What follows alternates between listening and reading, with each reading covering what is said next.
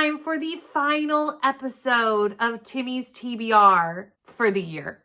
I'm not actually getting rid of Timmies TBR. Come on. How would I ever pick what I'm reading? It would be impossible. I can't make choices. I need a TBR game to decide what to read every month. I would be lost without Timmies. So don't worry. Timmies is going nowhere. However, Timmies is going to get a little bit of a spruce at the end of the year. So it will look a little bit different. I don't know if the game board is going to look different, but I do know that the prompts are going to get a refresh, kind of updated to fit my new reading. So Timmies will be coming back next year, just a tiny, tiny bit different, but we need to play it for the last time for 2025. And every month I play my TBR game. For those who are new, it is Timmies TBR. It is based off my love of Tim Hortons coffee. I'm Canadian. Here we are. I grew up on Timmies. And we have to reach the end of the board every month to complete my TBR. However many rolls that takes is how many books go on the TBR. And I have to either read them or DNF them to get them to be removed. So if I don't get to them in the month before, I have to roll them into this month. So we have to kind of look at last month to know if we have any rollovers. And if you saw my video right before this, you would have seen me attempt to tackle Timmies in 24 hours. And I succeeded. I have no rollovers again this month. I have been doing amazing with Timmies this year. And I don't know if Timmies is going to be nice to close out the year. It has been nice most of the year, honestly. We haven't had any crazy rounds of Timmies in 2025. It's been pretty even keel, pretty kind. Will it continue that for the last month, or has it been waiting? Has it been waiting to dump it all on me on the last month of the year?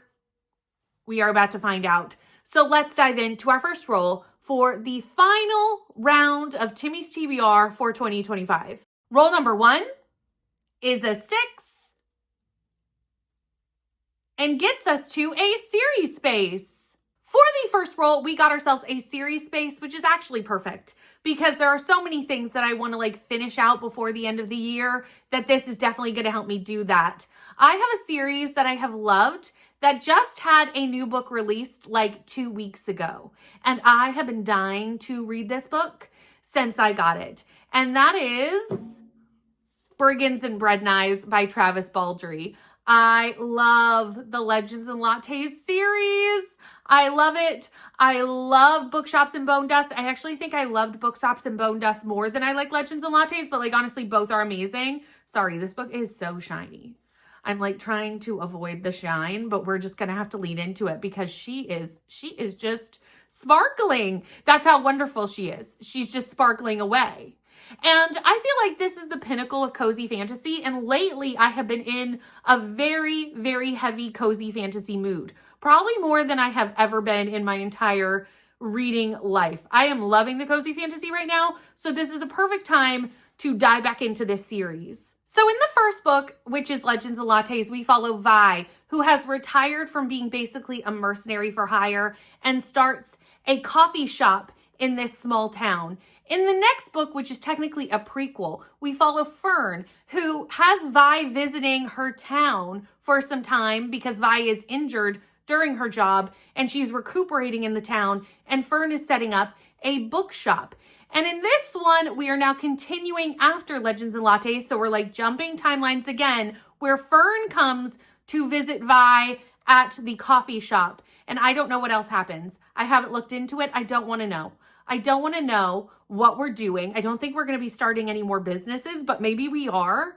I mean, this whole series is basically starting businesses, but I'm here for it. I can't wait to see kind of the new timeline and the old timeline come together and see Fern and Vi together again with some of the new characters that weren't in the prequel. Obviously, during Legends and Lattes, we meet a lot of new characters that I adore, including A Mouse That Bakes. And I can't wait to see them again because I didn't get to see them in the prequel book. Roll number 2 is a 3. Gets us an iced coffee space and the prompt of Witchy Book. So for our second roll, we only rolled a 3, which is not getting us around the board very swiftly. We're moving at a leisurely pace, which is concerning, but we'll see how it goes. We did get the prompt of Witchy Book though, which I am excited about because there's a series I wanted to finish before the end of the year, which the new release of that series and the final book in that series is on Goodreads Choice. So it's on my Goodreads Choice TBR, which I do want to make a dent in by the end of the year as well. And that is Rebel Witch by Kirsten Cicerelli. I really liked Heartless Hunter. I really, really, really did. You had this cat and mouse game between our two main characters, and it was really quite a bingeable read, honestly. I found that Heartless Hunter, like nothing major happened. It wasn't like super in depth, but it was just so fast paced, and it just kept you turning the pages, wanting to know if what you think was happening was what was happening. And we had quite a big reveal at the end of Heartless Hunter, which I did see coming, but I'm interested to see how we go further in that. This is a romantasy series, and our love interests are Rune and Gideon. Rune is the Crimson Moth. She is disguised by day, and at night she is a witch who helps get other witches out of prison because they are going to be like hanged or murdered for being witches. It's very, very illegal. Gideon is a witch hunter tasked to capture her, but he doesn't know that she's her, and yeah, she knows that he's hunting her, but he doesn't know that she's her, and there's a little bit of a deception going on, and they are hot together. Now I need to see where they go from the ending of that first book. So much happened at the end, and I feel like all of our main characters are going to be in a bit of an upheaval in this one, and probably trying to figure out what kind of alliances in this world they're willing to do, who they're going to trust. I feel like none of them are really going to know who they're going to trust at this point. And yeah, I'm excited to finish out this series. It is only a duology, super fast. And if I read this one as fast as I read the first one, this is going to only take me like a day. Roll number 3 is a 9.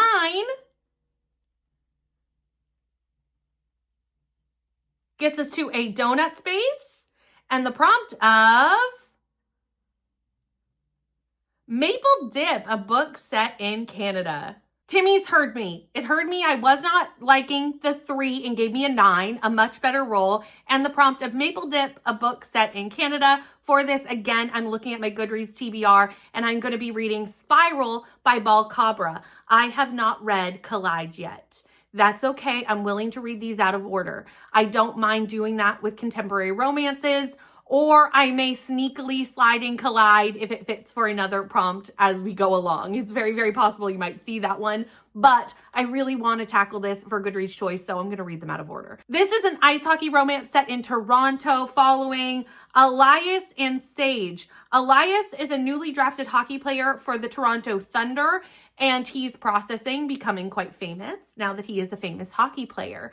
And she is a ballerina who's trying to get a spot on the Nova Ballet Theater. You know, I love an ice hockey romance.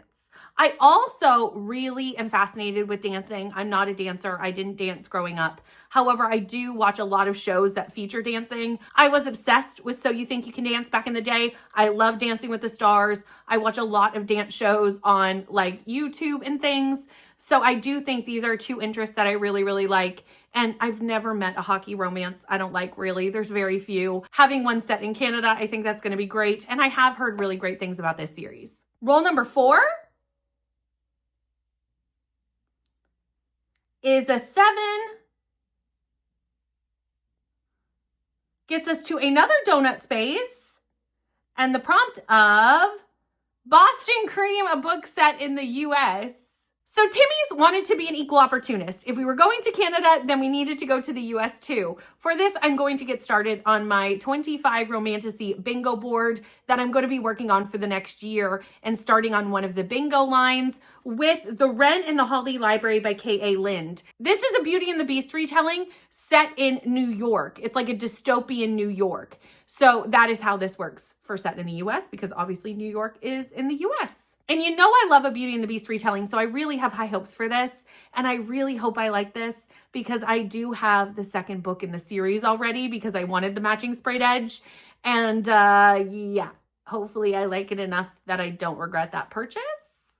We're gonna hope for the best. Honestly, the name of this main character, I'm guaranteedly going to say it wrong. Kersey. I'm sure that is wrong. I will learn it from the audiobook. But monsters have descended into New York 13 years ago. Kirsty is now going to break into the Holly Library in New York. She's a thief. She's going to break in there for her reasons. And she doesn't realize that it's the home of a monster who is our beast. Again, Beauty and the Beast. The story is fairly straightforward. Roll number 5 is a 10. And I think that's enough to get to the end of the board and a Patreon pick. Well, 5 rolls, that's not bad at all. I accept 5 rolls. Actually, I'm quite happy with 5 rolls. Timmies has been amazing all year. I'm nervous for next year. What if Timmies is like, I've given you all the kindness I have, 2026? Ooh, hopefully not. I mean, I don't know. Timmies has been so nice to me this year. But the final spot on the board is a Patreon pick. My top tier Neverland members of my Patreon, The Land of Fairy Tales, get to put book recommendations in this jar. And every month I pull one and I read one. So this is something that I have no control over. We have left the control of my TBR game behind. And we're going to see what my members want me to read for the month of December. I think I've got one. I actually might have 2. I definitely think I have 2. Okay, there. I've shaken one out. Okay, let's see what this is. Let's see. I'm a bit nervous because there's such a random variety of stuff in this jar. It is so random. Okay, what do we have? Kissed by the Gods, which is by Rainey. So I'm assuming this is a fantasy romance series of some kind. I actually have no idea what this is, but it's Kissed by the Gods and it's Rainey. So it has to be a fantasy romance book. Let me look it up. And then we'll chat about it. Let me Google it. Let me put it in the Goodreads and then we'll figure it out. This is the first book in a fantasy romance series and it is by Katie Rogan. And Rainey gave this 5 stars according to Goodreads. So you know what? I'm here for it. I'm in my romantasy era. I'm okay to start another romantasy series. How many romantasy series will I be reading by the end of next year, knowing that most of my bingo board is starting series? I'm concerned about that. That might be a concern that we need to look into, but I'm finishing one this month. Really, I'm finishing 2 because I don't know if there's any more in the Travis Baldree series, but I'll at least be up to date. So it's fine. It's fine. It's fine. It's okay. It's all good.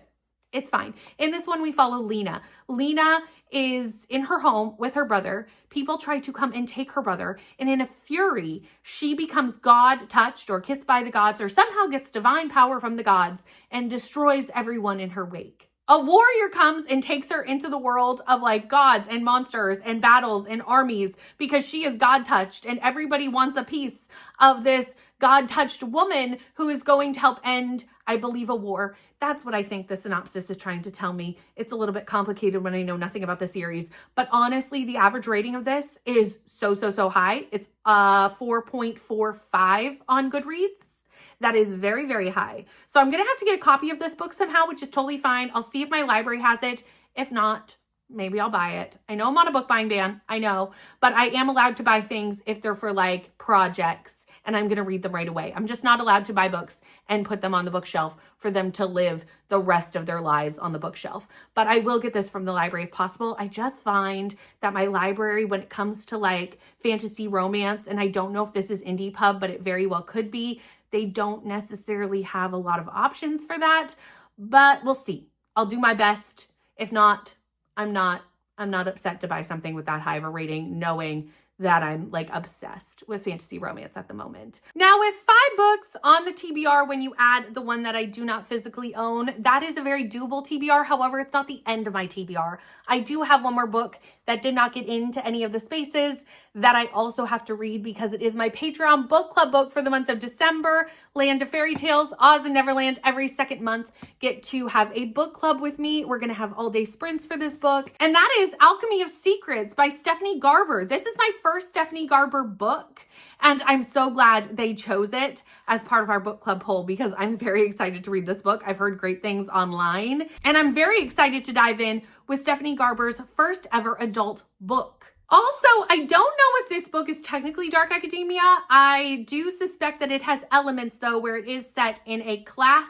The class is in a movie theater, but it is a classroom setting and it is for Folklore 517. Holland is going to take this class and it is taught by a woman only known as the professor. So she decides to hunt down another like mythical being And they tell her that she actually is going to perish by this time tomorrow night if she doesn't find a magical item called the alchemized heart or the alchemy heart or something like that. And the magical person that tells her this is only called the Watchman in the synopsis. And I'm slightly wondering if that is our love interest. There's no other mention of a love interest. And I do know this is a romantasy book. So I think that might be our love interest. Anyway, I'll know more about it when I read it as a part of my first log for the bingo challenge because it is on the same line as this book. So yeah, I'll be reading it then and we'll be discussing it in depthly over on the Land of Fairy Tales Discord and in sprints. But that does round out my TBR at 6 books. I've used a couple of space holders for the 2 books that I don't currently own. But yeah, 6 books. I think I can do it. I'm not too worried about 6 books. A lot of these are quite short, fast reads, quite bingeable reads, and a lot of books that I've been highly, highly anticipating. What is the book on your December TBR? Let me know down in the comments. But if you don't have anything to say and want to leave me an emoji to let me know you are here, leave me a hockey stick emoji for Spiral. That's what we'll go with. I think that will work fine. Thank you so much for watching. Please like, comment, and subscribe, especially if you like watching Timmies every single month, because it will be back next year, again, with a little bit of a revamp. Thank you so much, and I will see you in the next one. Bye.